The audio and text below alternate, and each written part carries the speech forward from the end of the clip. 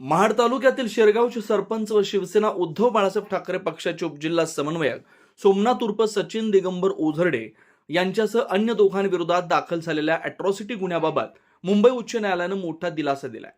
या प्रकरणात अटक झाल्यास तात्काळ जामिनावर सोडण्याचे आदेश न्यायालयाने दिलेत। या प्रकरणाची सुनावणी न्यायमूर्ती आर एम जोशी यांच्या खंडपीठासमोर झाली। बचाव पक्षाने हा गुन्हा राजकीय वादातून सूडबुद्धीने दाखल केल्याचा दावा करत येणाऱ्या जिल्हा परिषद निवडणुकीत ओझरडे यांनी उमेदवारी अर्ज दाखल करू नये यासाठीचा प्रकार घडवून आणल्याचा युक्तिवाद केला। तक्रारीतील कथित घटना माहितीदाराच्या मित्राच्या उपस्थितीत घडल्यानं अनुसूचित जाती जमाती अत्याचार प्रतिबंधक कायद्याअंतर्गत गुन्हा ठरत नाही असंही सांगण्यात आलं। राज्य सरकारतर्फे सरकारी वकिलांनी जामिनास विरोध करत माहितीदार व त्याच्या मित्राचे जबाब जुळते असल्याचं तसंच साक्षीदारांचे जबाब आणि मोबाईल टॉवर लोकेशनवरून आरोपी घटनास्थळी उपस्थित असल्याचे पुरावे सांगितले। घटना सार्वजनिक ठिकाणी घडल्याचा दावा करण्यात आला, मात्र न्यायालयानं स्पष्ट केलं की घटना सार्वजनिक ठिकाणी घडली असली तरी ती सर्वसामान्यांच्या प्रत्यक्ष नजरेसमोर घडली का हा महत्त्वाचा मुद्दा आहे।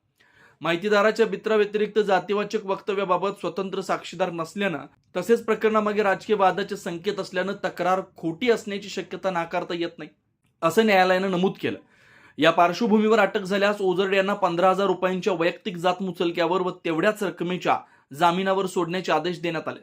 रोहन किसन ढेंडवाल राहणार काकरतळे महाड यांच्या तक्रारीवरून 2 जानेवारी 2026 रोजी महाड शहर पोलीस ठाण्यात सोमनाथ ओझरडे, अक्षय भोसले व प्रतीक जगताप यांच्या विरोधात भारतीय न्याय संहिता 2023 कलम 189(2), 351(2), 352 तसेच अनुसूचित जाती जमाती अत्याचार प्रतिबंधक कायदा 1989 अंतर्गत गुन्हा दाखल करण्यात आला होता। याबाबत महाड शहर पोलिसांकडून अधिक तपास सुरू आहे। या प्रकरणाची पुढील सुनावणी माननीय उच्च न्यायालयात 9 फेब्रुवारी 2026 रोजी होणार आहे। तोपर्यंत सरपंच ओझरडे यांना जामीन मंजूर झाल्यानं अटकेपासून संरक्षण मिळालंय।